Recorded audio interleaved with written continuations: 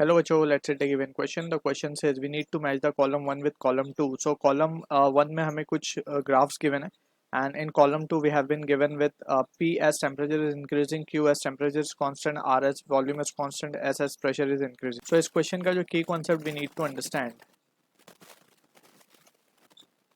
is the equation of ideal gas, that is PV is equals to nRT.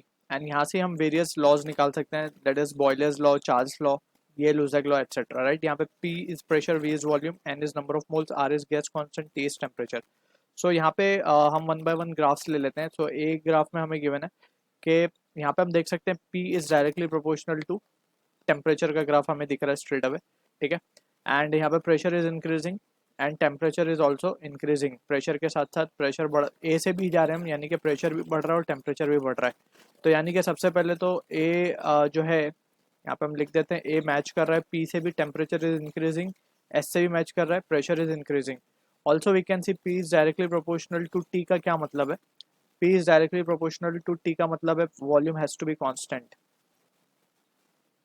Volume constant होगा क्योंकि हम PV equals to nRT वाले equation से देख सकते हैं कि P will be proportional to T when V is constant. So this is the case we need to understand.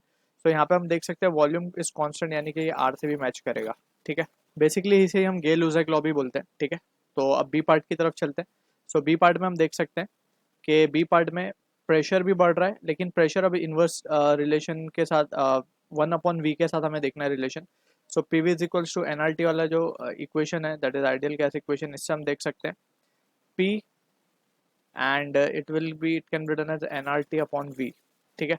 तो यहाँ पे भी ये लीनियर रिलेशन दिख रहा है। P इज यहाँ पे फ्रॉम दिस एक्सप्रेशन अब हम देख सकते हैं it is directly proportional to 1/V, यानी कि यहाँ पे क्या हुआ होगा, nRT इज कांस्टेंट, यानी कि इसका मतलब है कि T को कांस्टेंट होना पड़ेगा बिकॉज R और N तो कांस्टेंट है for a gas. So T has to be constant, यानी कि टेम्परेचर जब कांस्टेंट हो जाएगा, so according to this we can say ये रिलेशन के हिसाब से अब हम देख सकते हैं प्रेशर बढ़ रहा है यहाँ पे, ठीक है। एक चीज़ है प्रेशर तो इंक्रीज हो रहा है, यानी कि बी वाला जो है ऑप्शन वो मैच कर रहा है, प्रेशर इज इंक्रीजिंग यानी एस से मैच कर रहा है। And also temperature is constant, यानी कि क्यू से भी मैच कर रहा है, क्यू और एस से भी मैच कर रहा है, ठीक है ना। So from here we can say ये बेसिकली रिलेशन बॉयलेज लॉ भी इसको बोल सकते हैं, P is inversely proportional to volume, ठीक है। अब फर्दर ऑप्शंस देख लेते हैं। ऑप्शन सी को देखते हैं। तो ऑप्शन सी में हम देख सकते हैं temperature is constant, temperature change नहीं हो रहा, टेम्परेचर कांस्टेंट है, यानी कि सी को हम मैच कर सकते हैं क्यू के साथ। And pressure is decreasing, basically pressure decrease हो रहा है, राइट, एरो नीचे की तरफ है, तो pressure is decreasing, it is not matching with any of the option. So यहाँ पे सी सिर्फ क्यू से मैच करेगा, ठीक है। एंड डी को भी देख लेते हैं। तो डी में हम देख सकते हैं कि प्रेशर और टेम्परेचर दोनों इंक्रीज हो रहा है। एक्चुअली ये सेम ही ग्राफ है ए जैसा, तो यहाँ पे भी हम P is directly proportional to T. इसके लिए प्रोवाइडेड ये है कि वॉल्यूम को कांस्टेंट होना पड़ेगा, ठीक है। यानी कि डी जो है हमारा it will be again matching with the, क्योंकि ग्राफ भी सेम ही है बेसिकली, तो it will be matching with P S R. So this is the answer for the question. I hope you understood the solution. All the best.